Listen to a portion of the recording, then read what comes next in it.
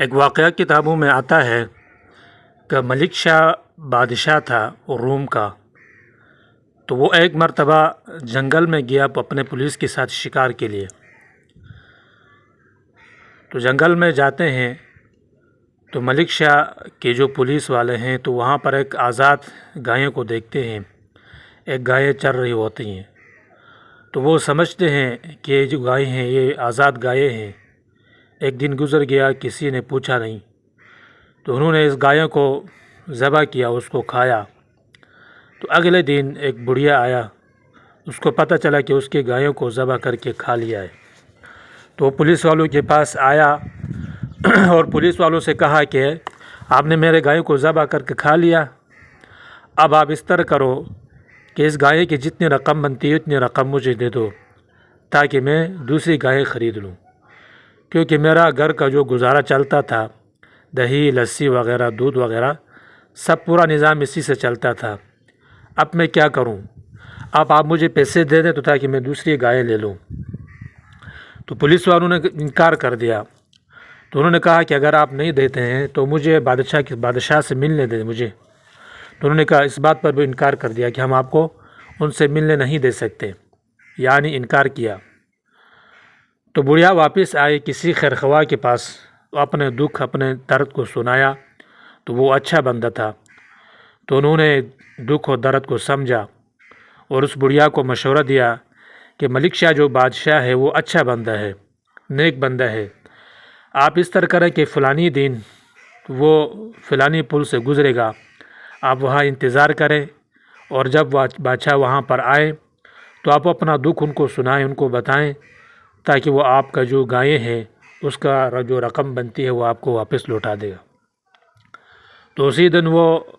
بڑھیا وہاں جا کے انتظار کرتی ہے، پل ہوتا ہے، پل کے پاس بیٹھتی ہے۔ جب ملک شاہ بادشاہ جو وہاں سے گزر رہا ہوتا ہے تو جب اس کے قریب آتا ہے تو وہ فوراً اٹھ کے گھوڑے کے لگام کو پکڑتی ہے اور اس سے کہتی ہے، ملک شاہ بادشاہ اس سے پوچھتا ہے کہ آپ نے میرے سواری کو کیوں روکا؟ تو وہ کہتے ہیں کہ میرا اور آپ کا ایک معاملہ ہے کہ میں آپ سے یہ پوچھنا چاہتی ہوں کہ وہ معاملہ آپ اس پل پہ چکانا چاہتے ہو یا قیامت کے دن پرسلات کے پل پر چکانا چاہتے ہو؟ تو ملک شاہ یہ واقعہ سن کر اپنے سواری سے نیچے اترے اور اس کی آنکھوں سے آنسو اتر آئے اور کہنے لگا، کیا بات ہے؟ تو بڑھیا نے اپنا واقعہ سنایا۔ اس کے بعد ملک شاہ جو بادشاہ تھا اس نے تقریباً 7 گائیں کے برابر اس کو رقم دے دی اور اس سے ہاتھ جوڑ کر معافی مانگ لی اور کہا کہ اماں جی مجھے معاف کر دینا۔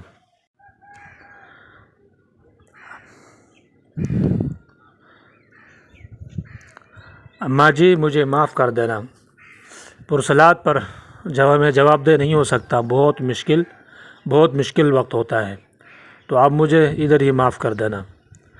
دوستو، ہم تو کسی کا مال کھا جاتے ہیں، کسی پر ظلم کر جاتے ہیں، کسی کا مال ہڑپ کر جاتے ہیں، لیکن ہمیں بالکل احساس تک نہیں ہوتا۔ لیکن ایک ایسا دن آنے والا ہے کہ اللہ تبارک و تعالیٰ کے سامنے پیش ہونا ہے، ہر پائی کا ہم نے حساب دینا ہے، تو کل قیامت کے دن اللہ تبارک و تعالیٰ کے سامنے کیا جواب دیں گے؟ حدیث پاک کا مفہوم ہے کہ آپ صلی اللہ علیہ وسلم نے پوچھا کہ مفلس کون ہے؟ تو صحابہ نے عرض کیا، رسول اللہ سے مفلس وہ ہے جس کے پاس مال جائیداد دولت کچھ بھی نہ ہو۔ بظاہر بھی یوں نظر آتا ہے مفلس وہ ہے جس کے پاس کچھ بھی نہ ہو، بالکل غریب ہو۔ تو آپ صلی اللہ علیہ وسلم نے فرمایا کہ نہیں، مفلس وہ ہے کل قیامت کے دن اس کے پاس بہت سارے اعمال ہوں گے، بہت ساری نیکیاں ہوں گی، لیکن دنیا میں اس نے کسی کا مال کھایا، کسی پر ظلم کیا، کسی پر زیادتی کی، تو قیامت کے دن وہ سب اس پر حاضر ہوں گے اور اس کے اپنے مال کے بدل اس سے نیکی لے لیں گے۔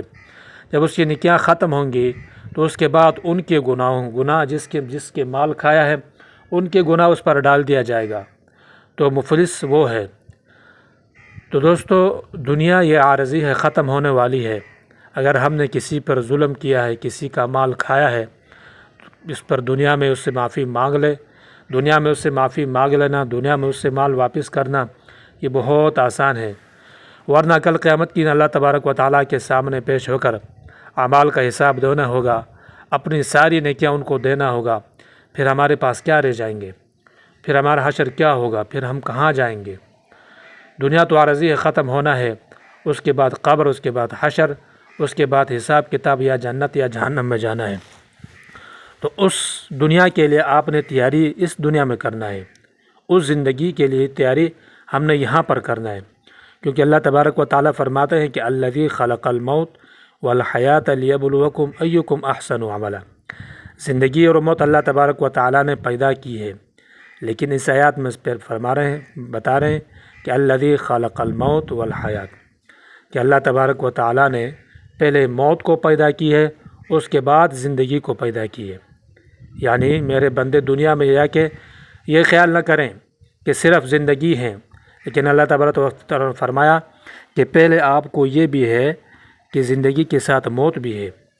ایسا نہ ہو کہ دنیا میں جا کے پھر غافل ہو جائیں۔ آگے فرمایا کہ لیبلوکم ایکم احسن عملا،